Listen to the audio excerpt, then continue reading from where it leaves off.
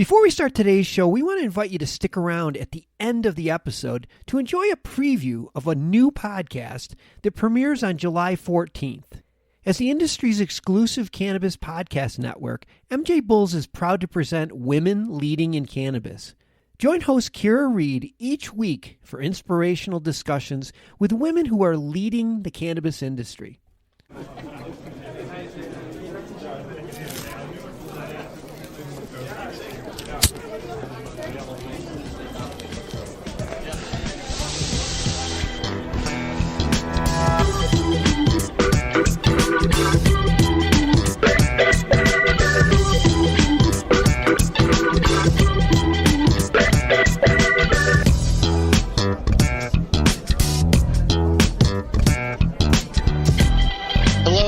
And welcome to the new episode of the Deadhead Cannabis Show. I'm here with my partner, Larry Mishkin. How you doing, Larry? Jim, I'm doing great. Glad to be here. Hope you're doing well. Well, we have lots to talk about. It's the end of August, and we have our 3 Phish shows coming up at Dick's Sporting Arena in a soccer stadium outside of Denver. And unfortunately, though, we've had a bit of a setback where they've canceled all the camping because... Yeah, Jim, what's going on with that? That's a big thing for you guys. Every year, I know you and your boys go out there.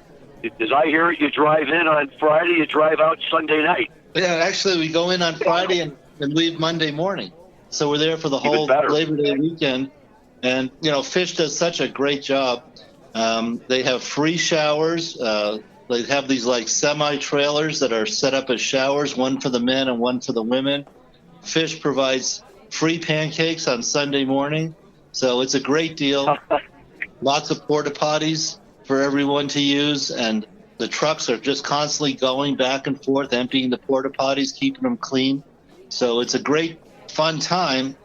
But apparently, and I don't know why it's an issue this year, because it's been an issue forever in Colorado, that the fleas that the prairie dogs carry, the fleas carry the bubonic plague. So there's been a controversy for as long as I've lived in Colorado, which goes back to 1982, that whether or not to exterminate the prairie dogs or relocate them or leave them alone. And very controversial, you know, because they are cute, but they do carry the plague on the fleas on their back. So, again, this has been ongoing for decades here in Colorado, so I don't really understand why this year they made it an issue, and enough of an issue to cancel the camping part of this. And it does put a lot of people out of work. There's food vending, there's a general store, you know, like I said, the guys who clean the porta potties, the people who park your cars, the security in the campground. And for me personally, I got to figure out how to get my $125 back for my RV pass. So at least we're having the shows. And we'll be at all 3 shows, and I guess we'll just have a designated driver drive us down from my house, which is about an hour from the sporting arena. This might be a good time. I don't know if I've talked about it in the past, but the whole reason that we have Dick's Soccer Complex dates back to 1995 when me voted for our new airport. Anybody who's been to Denver knows we have a beautiful brand new airport. It's 20 years old now. It has the white Teflon roof that's made to look like the Rocky Mountains. So when that got voted in 1995, we moved the airport 17 miles east of Denver. The city and county of Denver were one of the only metropolitan areas in the United States that had a large swath of land, now empty land, within their city limits. And so we had enough room to build a soccer arena. There's also the Stapleton neighborhood, which is condos and houses and supermarkets and residential, that was all built where the old airport was. And then the soccer arena holds about 30,000 people, so it's a great size for Phish, because Phish is too big for Red Rocks, where Red Rocks only holds 9,500 people. So it's a perfect size for Phish, but it still feels very intimate. Phish does not do big screen, the video. It's just basically a basic concert, but it's intimate enough that you can see the stage without big screen video. And then surrounding the soccer arena are dozens and dozens of football fields and soccer fields. So on any given weekend, you'll have thousands of school-age kids playing soccer around the Dick's Stadium. And that's where they let people pitch their tents for the camping at the Phish concerts. So I like to joke to the young people when I'm at the shows with them that, what they're standing on used to be a runway at the old airport. So that's the story of Dick's. And maybe next time after the shows, and I do still want to do a show, a Deadhead Cannabis show, the weekend of the Phish shows. So maybe when we do that, I'll have more information on what exactly caused them to cancel the camping this year. Well, Jim, I have to tell you, it was really interesting because just, when was it? I guess, the last weekend or something, maybe the beginning of this week. One day on the news, I happened to see something about prairie dogs in Colorado, with bubonic plague, but they didn't make it sound like, it was a big deal or that anybody should be alarmed. Just stay away from the prairie dog. And then within a day, I started seeing all of these posts and hearing about the camping being canceled out there. And, that's a tough blow for Phish fans, coming on the heels of the big fiasco they had with Curveball a couple of years ago, which was supposed to take place up in Watkins Glen, I believe. And literally, as the fans were showing up the day of the show, they were being told that the entire weekend was being canceled because the heavy rains had flooded the water supply and they couldn't provide clean water. So everyone who had congregated on Watkins Glen for the Big Phish annual event, which was called Curveball that year, had to go home. And now at least they're not canceling the shows, which is the good news. But again, it's unfortunate that folks can't stay. But I guess they just decided they'd rather be safe than sorry, huh? Yes. Yeah, we don't have to worry about that.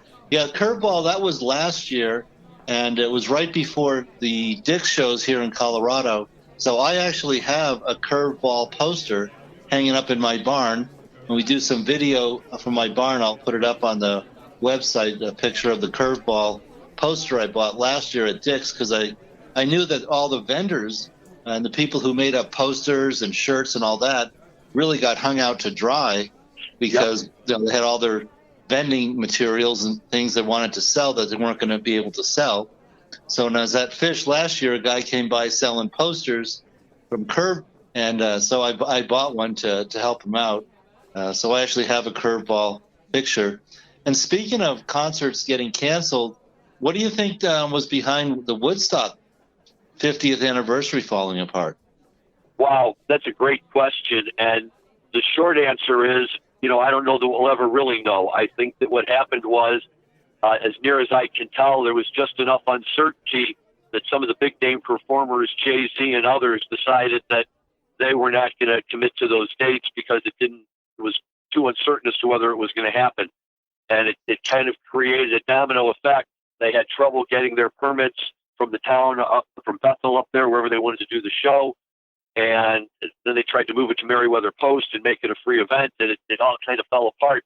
And, you have two thoughts on that, Jim, right? The first thought is, boy, back then, it was a miracle that it came together. But today, this is the same guy. He knew what he was getting into, right? You would have thought that there would have been like a year and a half. They know when the 50th anniversary is going to be, but they didn't pull the trigger.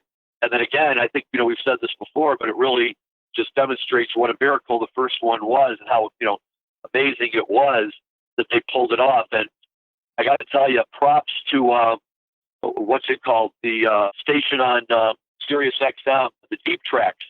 All of last week, they dedicated 100% of their programming to playing Woodstock. But they've come up with all of the tapes of all of the performances that Rhino was putting out in a 38-disc box set for like $1,000 or something. So it jumped out of my price range. But it has the complete Woodstock from beginning to end, every tune by every performer, and they played it on Deep Tracks last week. And, it was great to hear all the stuff that we already had heard and hear it again. It was great to hear the tunes by, bands like, The Who and Jimi Hendrix and the band and the Dead and others, to hear songs that they performed there other than the ones we've already heard. But then they got down to the people that, some of us may not have even remembered were there, like Melody and Quill and Mountain and the Keith Hartley Band and Sha-na-na.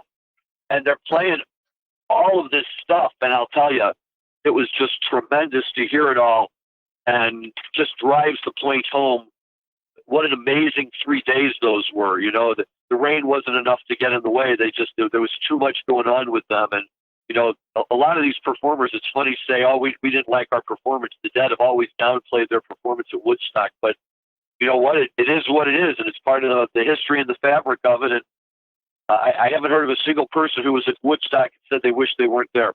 Yeah, well, very good. Well, we should probably talk a little bit about cannabis as we transition in there.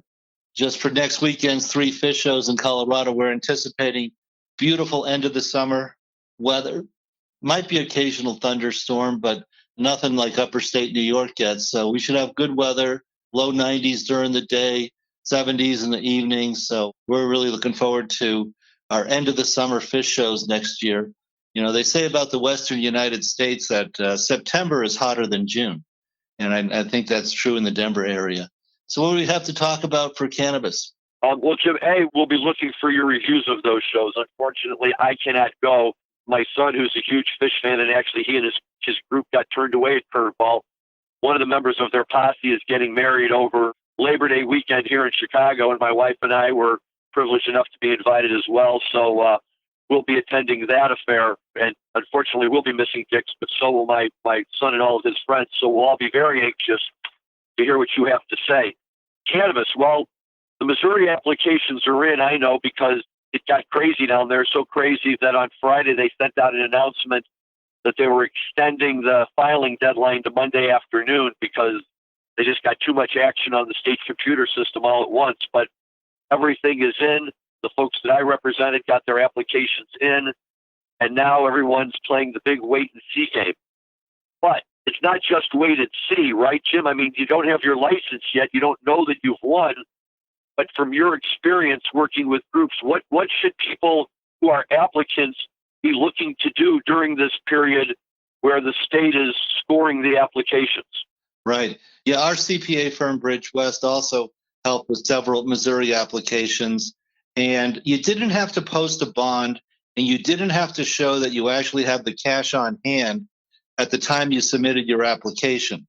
So in this window, and it's either, Larry, is it 120 days or 150 days that the state has to notify the people that have been selected to get licenses? You know, that's a good question, Jim. I believe it's 150 days, but I also know that they've been contemplating possible amendments to that depending on the number of applications that actually come in. Yeah. So that'll put us at late October, early November. Now is the time for the Missouri applicants to raise their capital, get what they need. Missouri's an interesting place because it's definitely a lot less expensive to do business there than, say, New York or Massachusetts or California. Sure. So our applicants bought raw land. We're looking at probably spending $6 million for a cultivation facility that would cost $10 million in Massachusetts. But now is the time to get your capital in alignment so it's ready to be deployed as soon as you know. And there's things that you can be doing now, whether or not you get a cannabis cultivation license, and that you can be doing your demolition work if it needs to be done, preparing the site, getting that all ready, and then as soon as getting your building permits lined up, so that as soon as you find that if you're one of the lucky people to get a license in Missouri, you can begin construction. Now we're budgeting 3 months for construction and then 3 months till first harvest.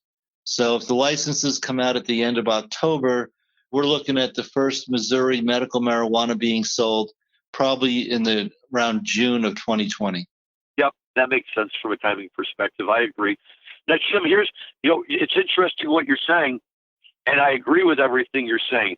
However, I have a couple of clients, who are doing it a little bit differently in that one group is looking to lease a facility and the other group is looking to purchase a facility, but both of them are working with contingencies that allow them, that only force them to go forward with their deals if, in fact, they get their licenses, right? If they don't get their licenses, They can exercise a contingency and step out. They have to pay for the contingency, of course. But now, on the other hand, though, based on what you're saying, that prevents them from actually being able to start doing work until they find out if they get their license. So they've got to move really quickly at that point. Right. And just a particular bias that my groups have that I consult with is we prefer new construction. We went out to Missouri and we looked at some places that had businesses in there at earlier times, same in Massachusetts. And you have to remember that medical marijuana, while it is an agricultural product on one hand, it's also a pharmaceutical product. And the testing standards are going to be very strict in most of the states. So we have a bias towards new construction, demo the old building and build a brand new building from scratch, specifically designed to cultivate cannabis. Using a building that maybe it was used to make concrete or something like that. You don't want to find out at first harvest that you're not going to be able to test positively and that you're ended up spending all that money renovating an old building. So that's just a bias we have. Other people have different opinions, and I respect that. But we like brand new buildings with brand new heating and air conditioning. I like that idea. Certainly, I suppose for some people, it just simply becomes a matter of economics, right?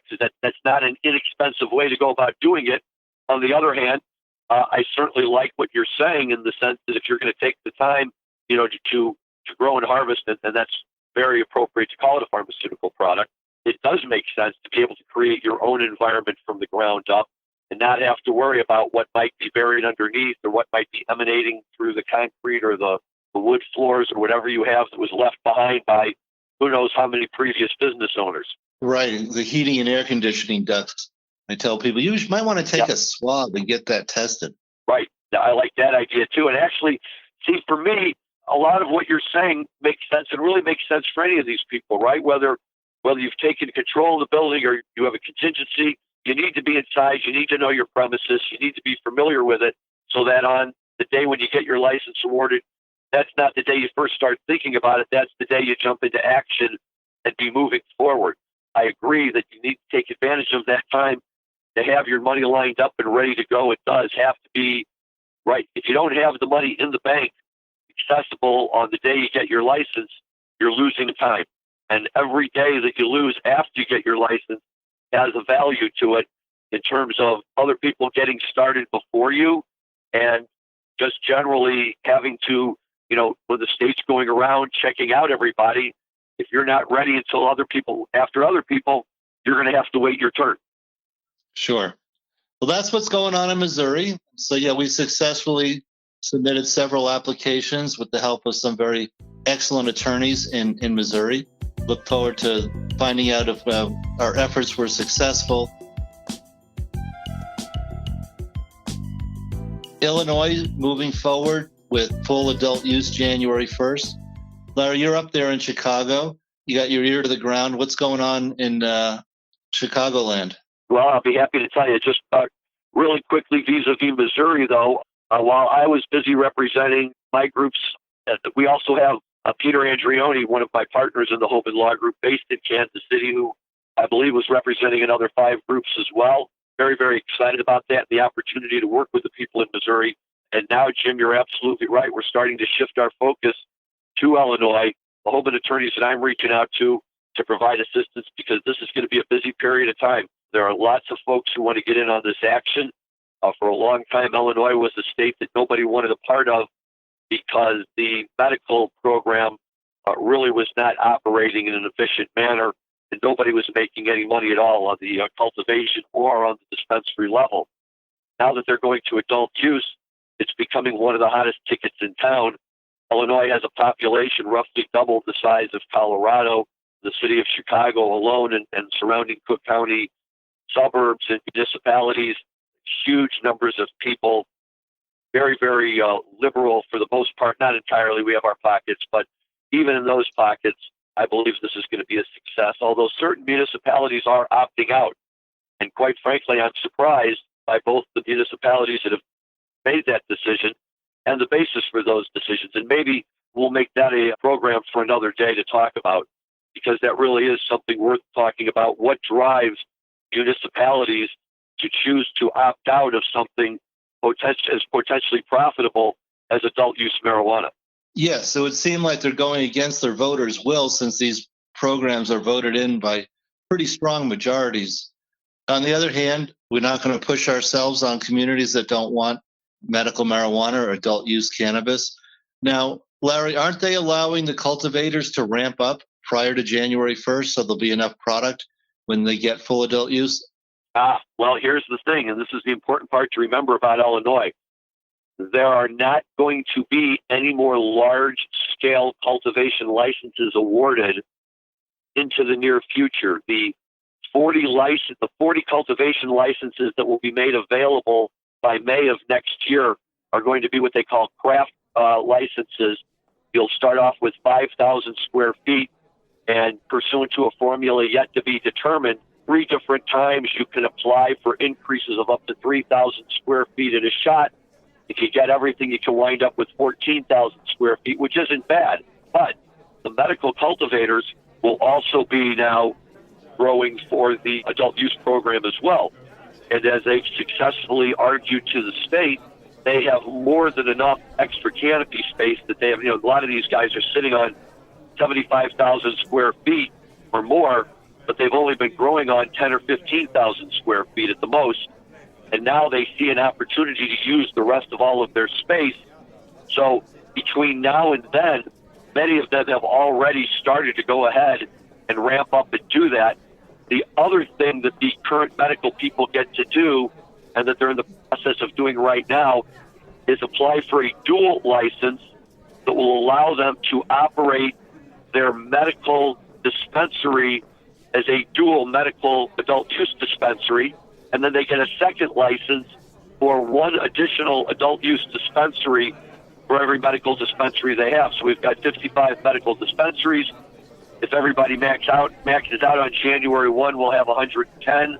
We'll still only have the same 21 grow centers, but presumably they're going to ramp up, and they're in the process of doing so right now to make sure that they can address that demand. Whether it'll be sufficient, I guess we'll have to wait until then to find out. Yeah, I'm anticipating very strong demand because of your population. I believe Illinois is around 10 million people. Yeah, just slightly under, but yes, you're right. And again, as liberal community that likes its live music events and those types of things and clubs and whatever. And cannabis is a very natural part of the scene, albeit still underground, but hopefully not for long. Very good. And then as we come to the end of our time slot here, we'll briefly touch on another state that came on board just this month of August 2019. Louisiana opened their 9, they don't call them dispensaries in Louisiana, they call them pharmacies. And they have to be, the medicine has to be dispensed by a pharmacist. And the only product on the shelves right now is tinctures. The medical program in Louisiana does not allow for combustible flower. So next week, we have an associate in Louisiana, Peter Prevost, CPA, with Bridge West. He's very active politically in the state legislature and shepherding this program through to fruition. And so we'll see if we can't get him to come on and be a guest for us on the next show so that we can talk about what's happening in Louisiana. But one of the surprises in the first few weeks of medical marijuana in Louisiana is they already have 5,000 patients, which is more than anyone expected in the first couple of weeks. So lots of things happening around the country, and Larry and I are happy to share our knowledge. We travel quite a bit. We have clients all over the country in this area, and we're very glad to share it with everyone.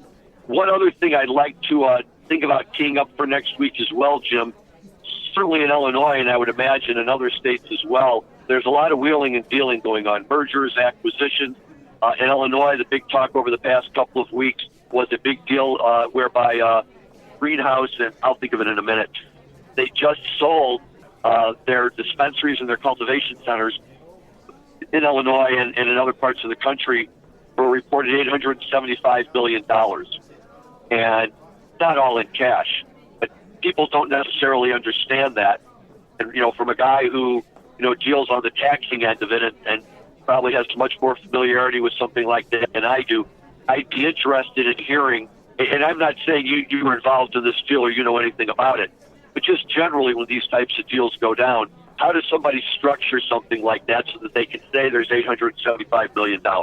Well, the valuations have been all over the board. I believe what you're going to see in the next 3 to 6 months is extremely large write-downs of goodwill on publicly traded cannabis companies, most of them on the Canadian Stock Exchange. So you can have these high valuations at the time the deal is consummated. It doesn't mean that the valuations hold up over time if the company's reporting operating losses. And then usually the seller gets some cash, but there's not that many publicly traded cannabis companies that have $1 billion hanging around, so they get stock and some combination of stock of the publicly traded company and cash in exchange for their license, and that's called restricted stock. So if you're an owner, as a general rule, you cannot sell your stock for a year. So you might have a high valuation at the time of the transaction and get a whole bunch of restricted stock. A year later, when that restriction is lifted and you can sell your stock, it could be worth a whole lot less. So, valuation in this industry really depends on, I think one of the biggest factors is, do you have restricted licenses or limited licenses or unlimited licenses? So states like Colorado, Washington, and Illinois all have unlimited licenses. You can still get a license in Colorado to cultivate, even though we have over 1,000 active licenses and some overproduction. Our prices in Colorado have stabilized. They hit a low of about $800 a pound. We're back up over 1,000 now, $1,500 for top shelf. So that is the big factor. So yeah, if this deal was Illinois based, it's because Illinois, as you described earlier, Larry, Illinois has very strict restrictions on how many cultivation licenses that are going to be given out, which means that there will not be overproduction in Illinois anytime soon, and that can help keep those values up. Yeah, I think so. And look, I'm all for it, right? The more we can show the value in this industry, the better it is for everybody. As we sign off, I just have to jump back to music for 1 minute. I sent you an email the other day, Jim, and I don't know if you had a chance to look at it yet, but in the midst of all my craziness last week as we were really moving to get the Missouri applications completed, I got an email from a friend, and it had a clip attached to it, and the clip showed Trey Anastasio joining the Tedeschi Trucks Band on stage to play Mountain Jam. And wow. I started to watch it for a minute, thinking, I really don't have time to do this, but the first 3 minutes alone is unbelievable because the two of them are standing at the front of the stage, tuning their guitars and having a conversation about who the hell knows what happens when two guitar guys get together and talk shop. And with all due respect to Susan Tedeschi, who I love, she just kind of steps off into the shadows and has just let these two guys talk it out. And then they rip into what, in my opinion, may be the best, if not one of the best jam tunes of all time. And to just watch the two of them playing together almost effortlessly, as though they do it all the time together, is well worth it. And anybody, just go to YouTube and Google Derek Trucks, Trey Anastasio, and Mountain Jam, and it'll pop up right away. There's probably 100 different versions of it out there, and it's just fantastic. The next thing I knew, I had taken the full 30 minutes to watch it, but it was well worth it. I went back to work a little more energized and just amazed at what the two of those guys can do when they're together. Yep. Excellent. Well, we are certainly looking forward to seeing Trey Anastasio here in Colorado Labor Day weekend. And I sure enjoyed seeing Derek Trucks with you up at Red Rocks earlier this summer. Indeed, they were great shows. And what I'd like to do is I'd like to extend an invite out to any of our listeners. If you have a favorite jam, it can either just be a straight jam from a jam band you love, or it can be a smash-up of, a couple of legends like that. And if you have it and you want to send it to us, we'd love to look at it and listen to it. And, the ones we like, we'll talk about and tell people all about it and mention your name for sending it in. Excellent. Well, everybody, that's it for this episode of the Deadhead Cannabis Show. For Larry Mishkin and Jim Marty here, I want to say over and out, and we'll see you next time.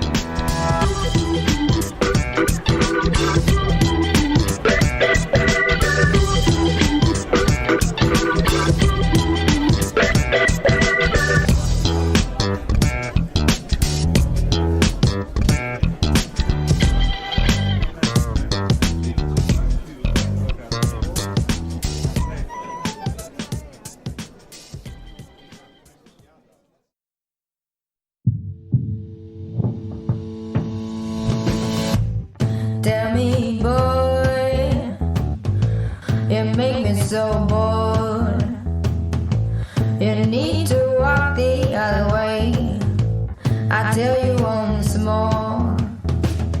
Please get out of my way. I don't want you no more.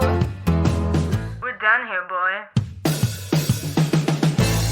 I know you think you're so fine, but you can't see it.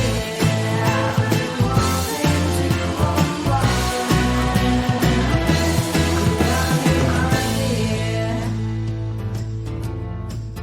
Hi, my name is Kira Reed, and I'd like to invite you to be inspired by the women who are leading in the cannabis industry. Each week, we will discuss empowerment, leadership, and what it means to be a woman in charge in marijuana, hemp, and CBD. As the founder of the Women Empowered in Cannabis community, I have had the great pleasure to get to know many brilliant and talented women who are CEOs, executives, politicians, advocates, and community leaders that are focused on creating a cannabis economy that is just, fair, and equal. We'll learn how these women make decisions, how they navigate a predominantly male industry, and what they're doing to level the playing field for women. I hope you'll join us.